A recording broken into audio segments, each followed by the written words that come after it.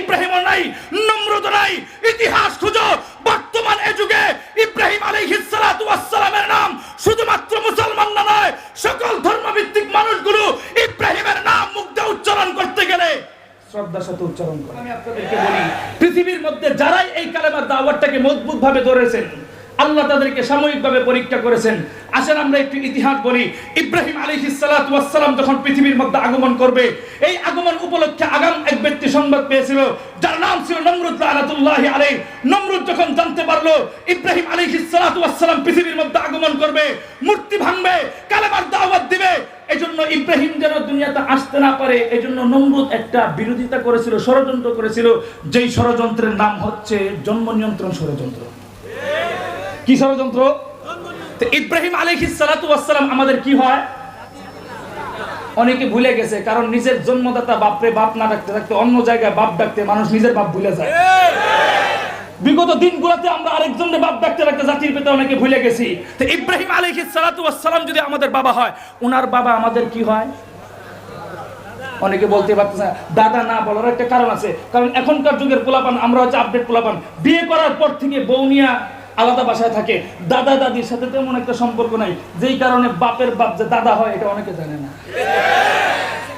তো ইব্রাহিম আলাইহিস সালাতু ওয়াস সালামের বাবা আমাদের হয় দাদা, এই দাদা যেন দাদির সাথে মিলন না করতে পারে, এই জন্য ষড়যন্ত্র করেছিল নমরুদ। বলুন তো দেখি, নমরুদ ষড়যন্ত্র করে ইব্রাহিমকে আটকাতে পারছে? আর আসতে? কিন্তু ইব্রাহিম আলাইহিস সালাতু ওয়াস সালাম কালেমার দাওয়াত দিয়েছেন। আজকে পৃথিবীর মধ্যে ইব্রাহিমও নাই, নমরুদ নাই। ইতিহাস খুঁজো, বর্তমান এই যুগে ইব্রাহিম আলাইহিস সালাতু ওয়াস সালামের নাম শুধুমাত্র মুসলমান না নয়, সকল ধর্মভিত্তিক মানুষগুলো ইব্রাহিমের নাম মুখ দিয়ে উচ্চারণ করতে গেলে শ্রদ্ধার সাথে উচ্চারণ করে। কিন্তু নমরুদের নাম তার বংশের মধ্যে খুঁজে পাওয়া যায়? আসো, ইব্রাহিমের কথা বাদ দিলাম, ইব্রাহিমের কথা বাদ দিলাম, এখন কথাটা বুঝেন। এরপর আসেন মুসা আলাইহিস সালাতু ওয়াস সালামের কথা। মুসা পয়গম্বর যখন পৃথিবীর মধ্যে আগমন করে, বিরোধিতাকারী হিসেবে একজন ব্যক্তি ছিল, যার নাম ছিল ফেরাউন লাআনাতুল্লাহি আলাইহি। ফেরাউন যখন জানতে পারলো মুসা পৃথিবীর মধ্যে আগমন করবে, মুসা যেন কালেমার দাওয়াত না দিতে পারে, এজন্য সে ষড়যন্ত্র করেছিল। হাজার হাজার গর্ভবতী মা বোনদের পেট কর্তন করে নবজাত শিশুগুলোকে হত্যা করে মুসার আটকানোর চেষ্টা করছে। বলুন তো দেখি, মুসারে কেউ আটকাতে পারছে? আর আছে? মুসা কালেমার দাওয়াত দিয়েছেন, কথা ঠিক। আজকে মুসাও নাই, ফেরাউনও। বর্তমান এই যুগে মুসা আলাইহিস সালাতু ওয়াস সালামের নাম শুধুমাত্র মুসলমান নয়, যে কোনো ধর্মের মানুষ মুসার নাম একবার মুখ দিয়ে উচ্চারণ করতে চাইলে বুক থরথর করে কাঁপে।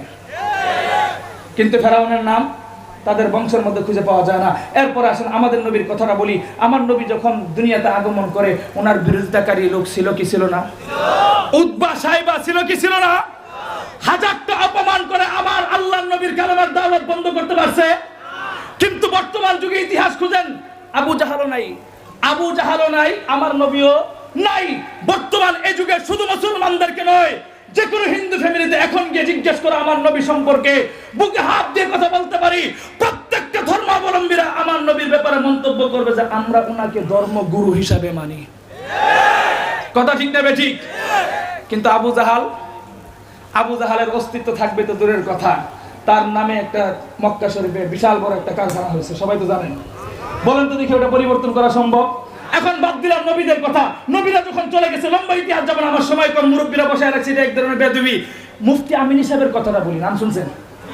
মুফতি আমিনী সাহেব রাহমাতুল্লাহি আলাইহি, তিনি যখন কালেমার দাওয়াত নিয়ে ফতোয়া বিরোধী আন্দোলনে সংগ্রাম করেছিলেন, আমি সম্ভবত তখন বানিয়াসালা পড়ি, ছোট ছিলাম, খেয়াল করেন। তো আমি ওই সময় দেখতাম মুফতি আমিনী সাহেব আল্লাহর এই কালেমার দায়িত্ব এবং কোরআনের জান্নাকে ধরে রাখবার জন্য তিনি প্রচুর পরিমাণ চেষ্টা করেছে। কিন্তু সাময়িক কথা কি জানেন, ওনাকে কিছু লোক অপমান করেছিল। একটা লোক এখন আছে, তসলিমা নাসরিন। কিন্তু তারে যারা অপমান করেছিল, উনি তো আজকে চলে গেছে। বলেন তো দেখি, উনি চলে যাওয়ার পর ওনার নাম শুনলে আজও পর্যন্ত ওলামায়ে কেরামদের চোখ দিয়ে পানি চলে আসে। কিন্তু যারা বিরোধিতা করছে তারা এখন ইন্ডিয়াতে থাকে। কথা ঠিক না বেঠিক? পরিষ্কার একটা কথা বলতে চাই, আমাদের শহীদ আবু সাঈদ আর মুগ্ধ রক্ত দিয়েছে আমার এই বাংলাদেশের মধ্যে কিতাবুল্লাহ আর রিজালুল্লাহর উপর আক্রমণ হবে, কোরআনের উপর আক্রমণ করবে, মুসলমান নতুন করে সেটা আর বরদাস্ত করবে না। কাজেই আমাদের পরিষ্কার একটা কথা বলতে চাই, বিগত বছর আমার এই সোনার বাংলা শেখ মুজিবের আদর্শ চলেছে, আমরা দেখেছি আমার এই সোনার বাংলা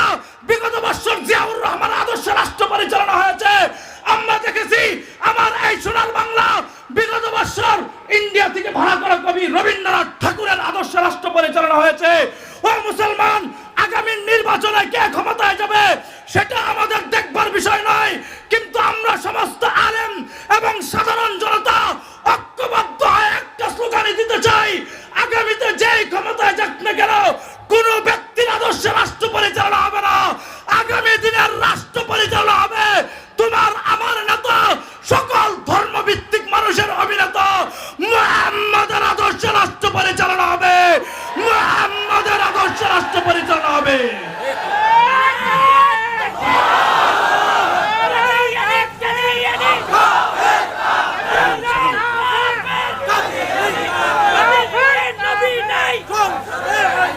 নাসরুম মিনাল্লাহি ওয়া ফাতহুন।